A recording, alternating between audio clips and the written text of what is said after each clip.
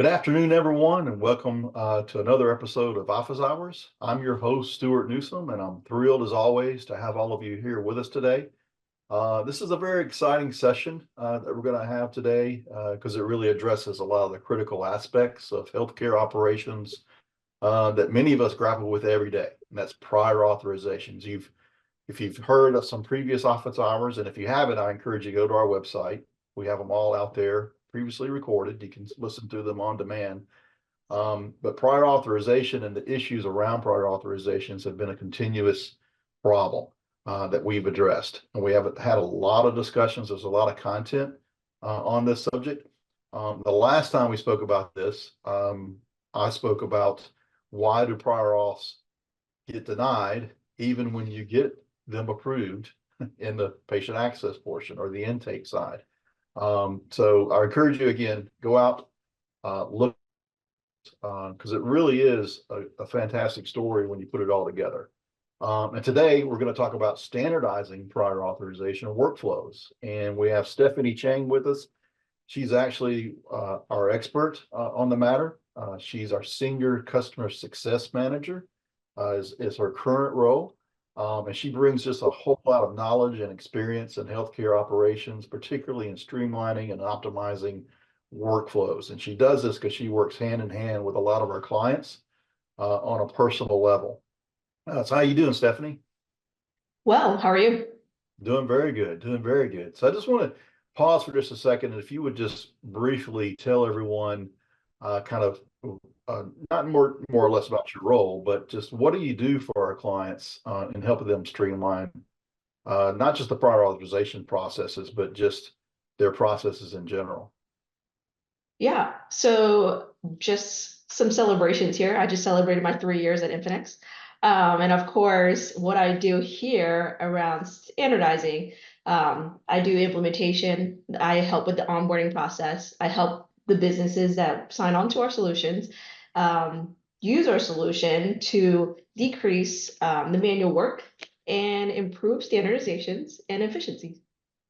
Oh, that's awesome. Yeah. So I hope everyone's our ears really perked up because I'm telling you, we do have someone with us today. Stephanie is definitely the one to talk to about all these issues. That's why we were very excited to get her as a guest on today.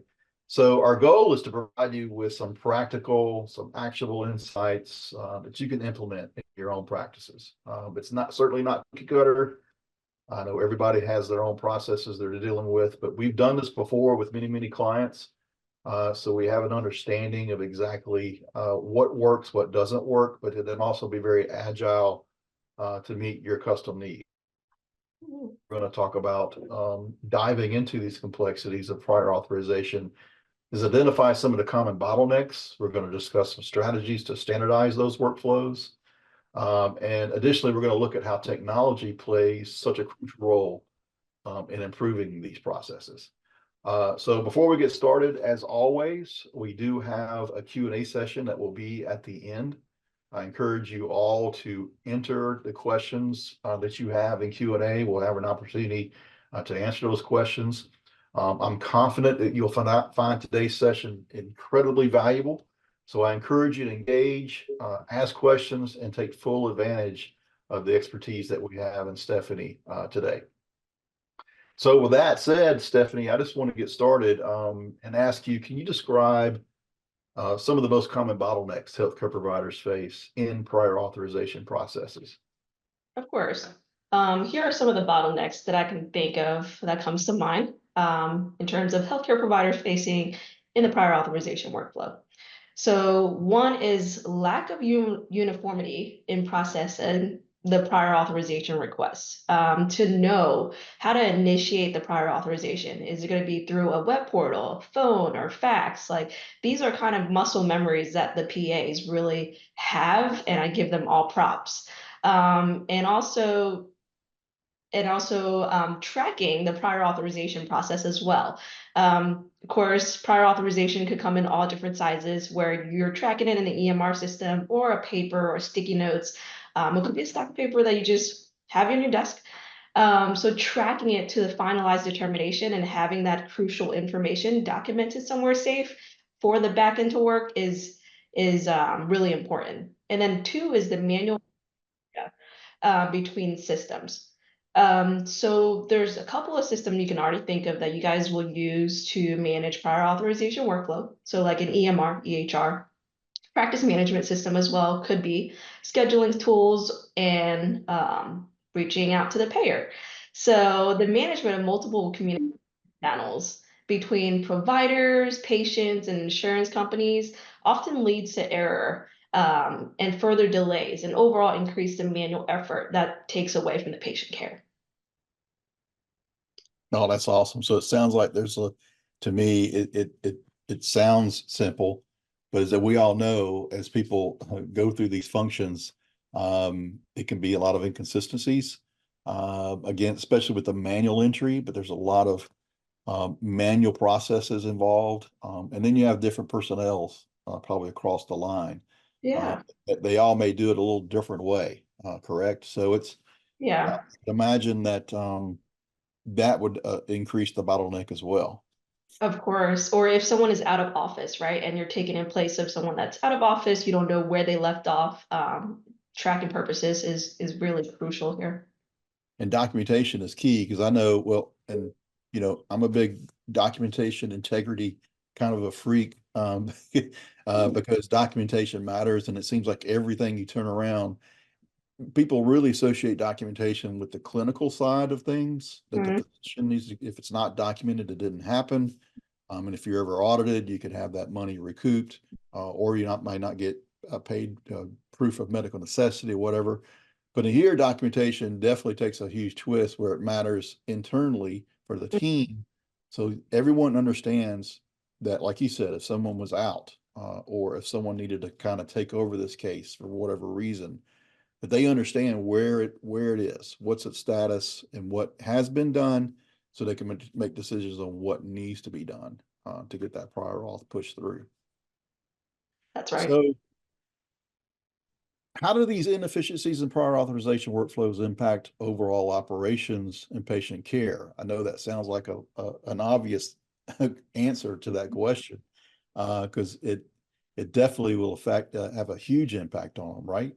Of course, yeah. And two of the major impacts that comes to mind is one, delay of patient care, right? If we don't get the prior authorization on time or we don't know where it actually sits, it delays the patient care. Two is it increasing peer-to-peer or denials as well. And overall, it can increase the efforts of the operation team that's working on the prior authorization workflow to get to the finalized determination.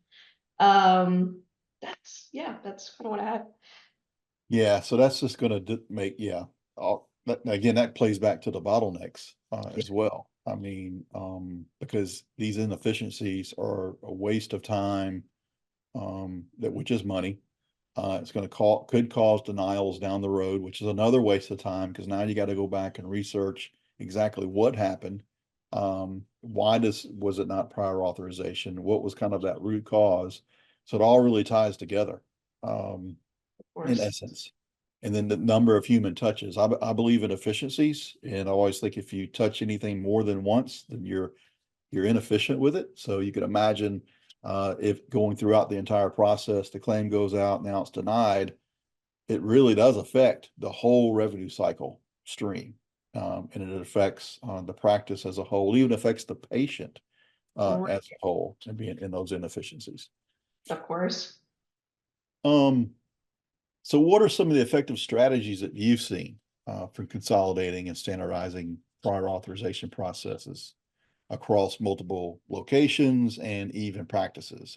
I've been waiting to get to this question because I know you've lived this, right? You've actually seen it and felt and understand it better than anyone.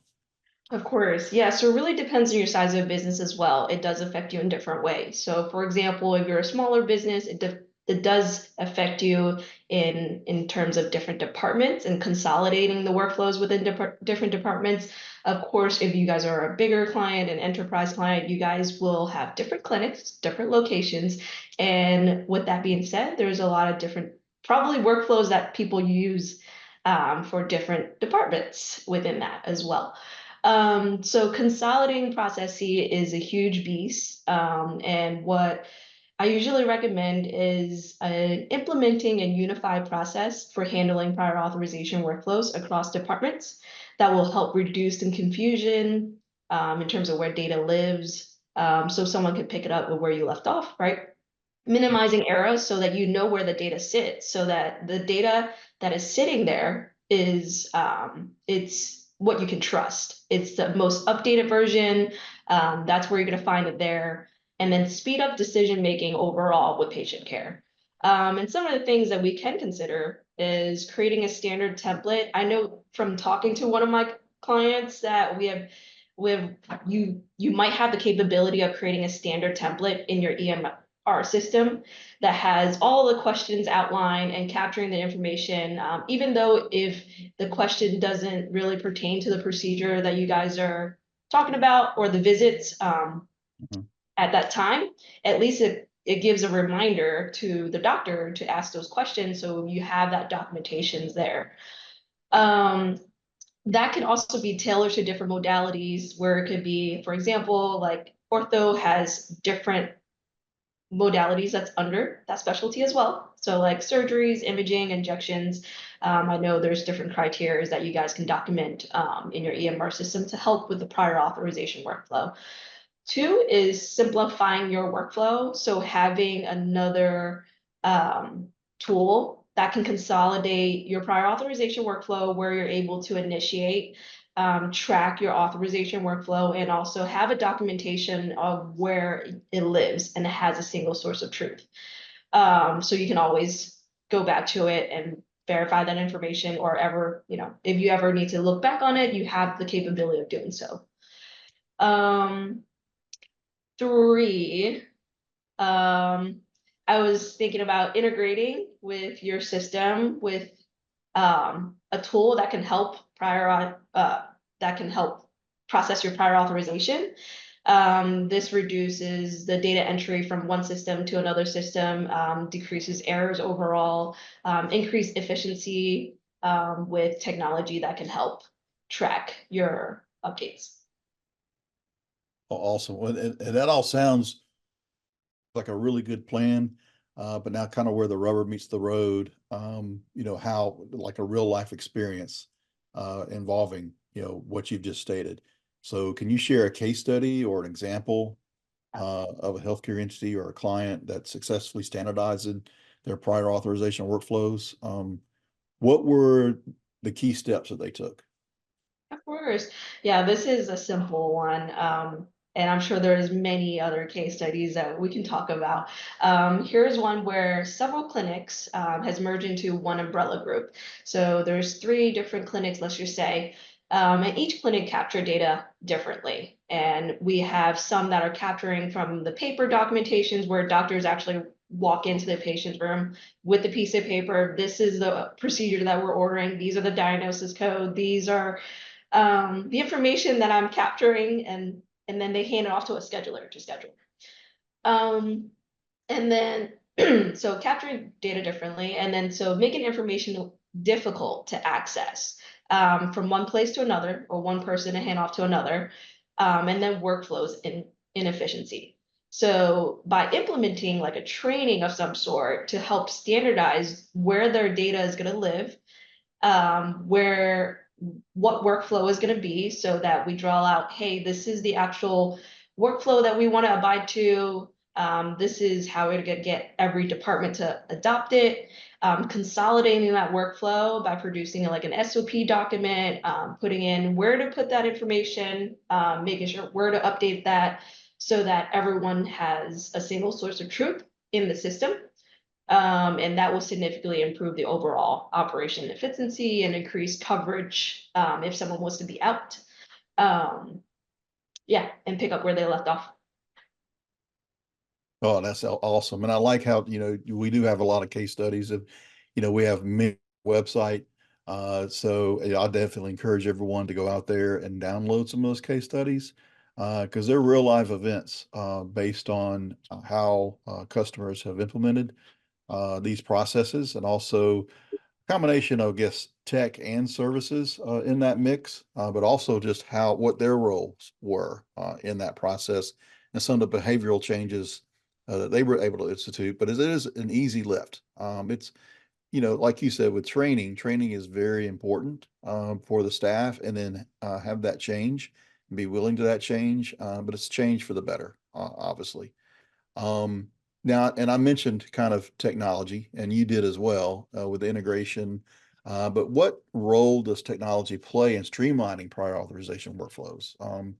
Are there any specific tools or softwares that you can recommend?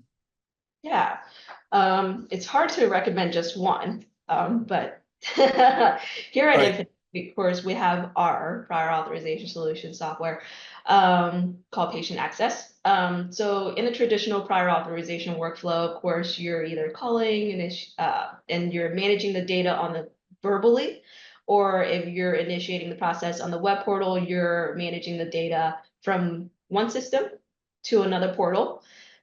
So I would say invest in a specialized software that automates and track the statuses of each authorization request, where you have one tool that has the capability of initiating and then tracking the auth status, and then of course tracking your finalized determination, like I mentioned, where you can always go back to look for that data. Um, and tools often can offer templates and standardizing form and reporting mechanisms that can help maintain consistency across all cases in that workflow. Awesome. Awesome. And so, and obviously, and you mentioned the integrations with the, how about, I guess the all the buzz, it's just about everywhere you turn nowadays. And I Mm, even talked about it a little bit a few months ago after attending HIMSS. I was just at a conference local to my home, local HFMA, and it was a buzz there. It was all about AI, utilizing AI, machine learning, RPAs, and they were talking about it. It was really the CFO, CEOs, revenue cycle managers, patient access managers, and they're throwing these words around. I don't even think they understood what they were what they were trying to articulate because they weren't talking about it, but they were talking about how they were using it. But utilizing AI and machine learning, um, how big of a role do you see that taking of in this process? Since this is such a manual process, what we want to do is shrink down that manual efforts, right? That can increase the patient care and patient, caring for the patient that's right in front of you. So in terms of utilizing AI and machine learning, I mean, some advanced system uses AI to predict the likelihood of authorization approvals based on the historical data. So the more data that's running through the system, the more predictability that we do have. This can help prioritize the workflow and allocate resourcing more effectively to make sure that we get those off that needs approval on its way. Right, exactly. And then also one of the things that I've just thought of as well was the necessity of direct API integrations. Mhm.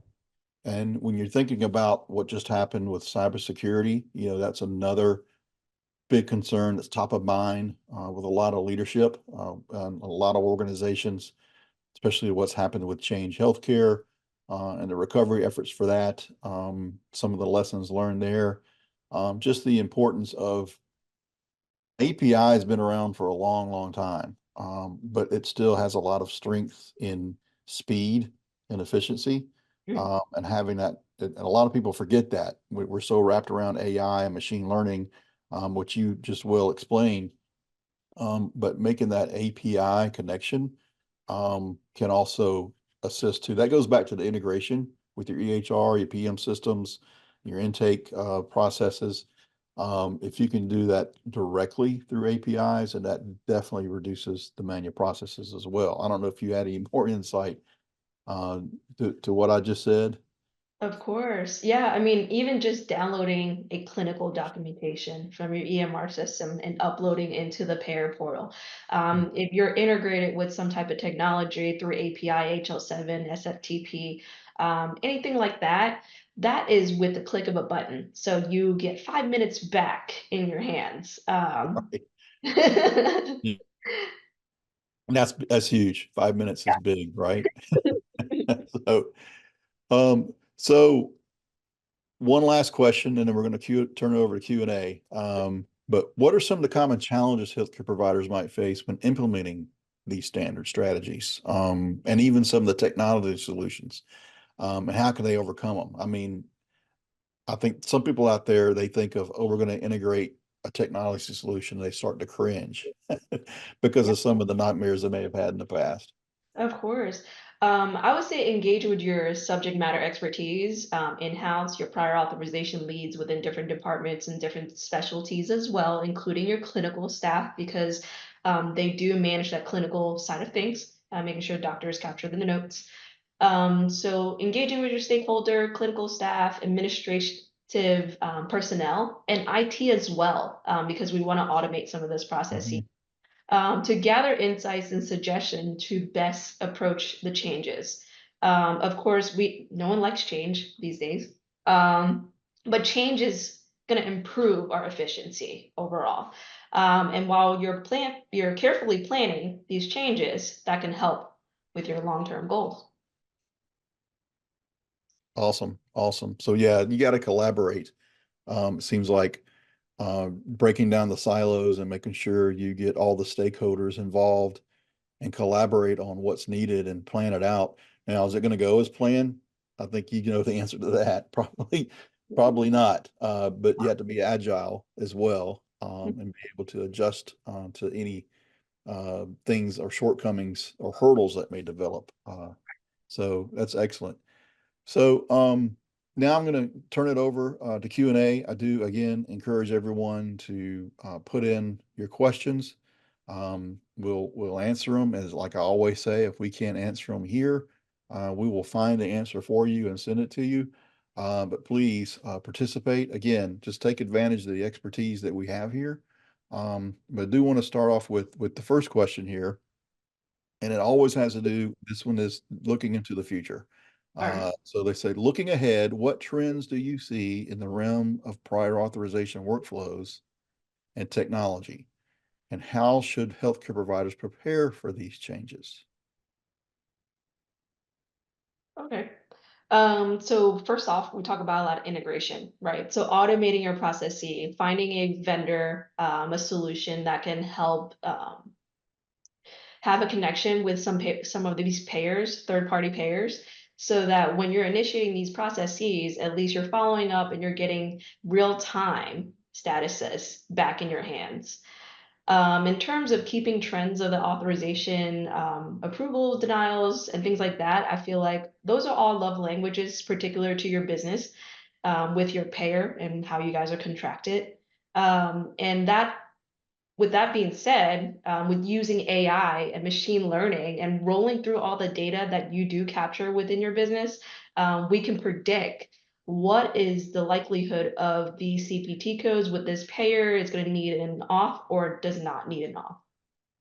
Right. That's awesome. That's awesome. So it really does help alleviate a problem that everyone's facing. Of course, the great resignation, there's a hangover from that. We still haven't really recovered from the workforce issues that we have out there. Mhm. So anytime you can have some processes in place to make that a little more efficient, it's makes it better. And I know that what we've talked about with automation and putting in RPAs, robotic processing automation, um, everyone's thinking that's going to be like the golden ticket or make it much better.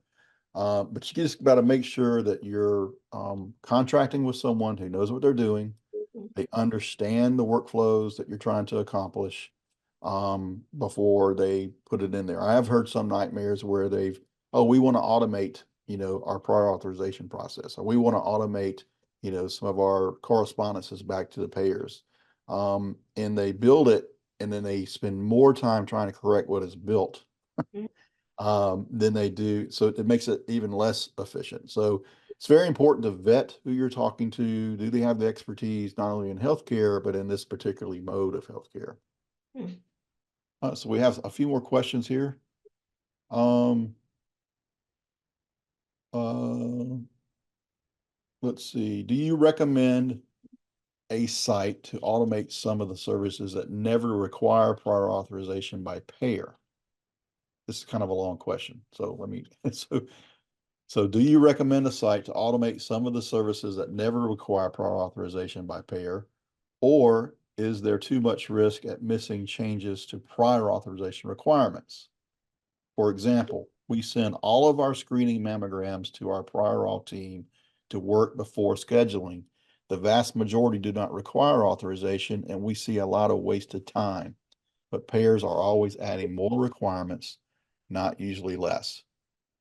Right.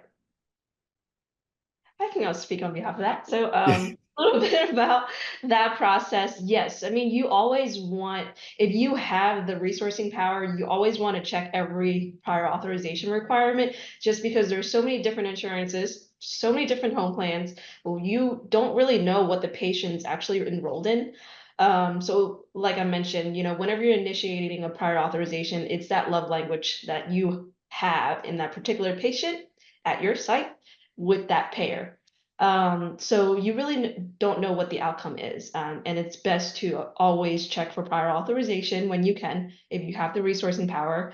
Of course, this is when you invest in tools like this where it can help you move data a lot quicker Mhm. from one place to another. Same with clinicals as well. I know sometimes, like radiology, it's really hard to get clinicals from the ordering physician because it's not on site. And if you can get them as quickly as possible to get to the payer, then you can move that authorization to the next step. I know sometimes there's always a time limit of some sort. So with that being said, of course, it's always recommended that you check prior authorization for each patient and each procedure as they come in. And then with the technology that we do have, we can help make that workflow a little bit more efficient and quicker and faster and get you the result faster. And then AI and machine learning overall with capturing that data. Of course, we can screen that out, like you mentioned, right? It does not require NAR, but with the increase of data transfer, you might as well check that to make sure that you are getting paid at the end of the day. Right, right. And it was also helpful, and I think there's something that our platform does is just to predict whether or not a prior auth is needed or not. So that's a huge lift as well there. It's like, it's just, hey, we're just going to check if it is even needed. We're not going to apply for a prior auth and wait for the response. Am I correct there? I just want to make sure I'm correct there. Yeah, there's a pre-screening. Right, right, right. So it's almost like, do you even need it to begin with? And if the answer is no, then move on. You've saved time there instead of having to go through the entire prior auth process. Right. Um, so here's another question. It says, you mentioned that clinical staff can focus more on patients and other work after patient access processes are improved. What does that look like? I can give you a case study. So here I have one of my clients out in the Midwest area. They're a smaller little clinic. They do have their clinician who is seeing the patient create a prior authorization case right on their tablet. So Infinx is accessible on the web. So wherever you can access the web, you have access to Infinx. So while they're finished with their patient, they're closing out their notes in the EMR system. They will put in their prior authorization requests right into the tablet. So they set it and forget it. So with that being said, that also eliminates you missing the prior authorization to be initiated if the data service is 3 months out or it might not be. And then two is they're multitasking, right? You don't need a PA specialist who's going to be managing that process. You just have your clinical staff, roll right into the next task and then set it and forget it, and it's already completed. Awesome. Awesome. Well, I think that's it for the questions we have today. Definitely. Here's another question. Okay. Right. I didn't get it out fast enough. So that's good. So another question is, more payers are popping up every year and most are out of network as they're not contracted. Yeah, yep. Many are requiring prior authorization for all services. How do we get ahead of these without contracting with every single new payer that comes to our area? Hmm. One. That is a good one. I will say, I just read an article this morning. Um, This is funny how questions come up, and it's something I just read this morning.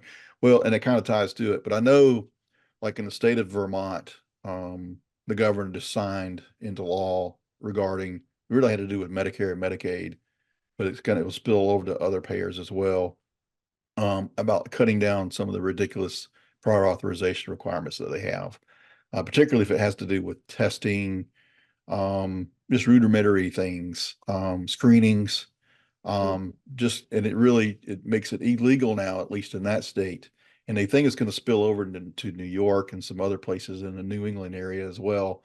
So that was really encouraging, to see that legislation, because you know what happens when one state does something, pretty soon some others will follow, and then pretty soon it's the majority of the country. So I think the states, if you just go to your legislature, and encourage them at the state level, that this is an issue. Obviously, the burden on the provider, but also the burden on the patient. That's what's really going to make the needle move on that. And I think just, being that advocate, for, in doing that, and the legislation will listen. I think the Vermont bill passed however many congressmen they have to nothing. I think it was 137 or something to nothing, which is very rare, right? Yeah. So zero nays. So it's encouraging to see that. I think everyone's on the same page when it comes to this, especially when you mention how it affects, patient care.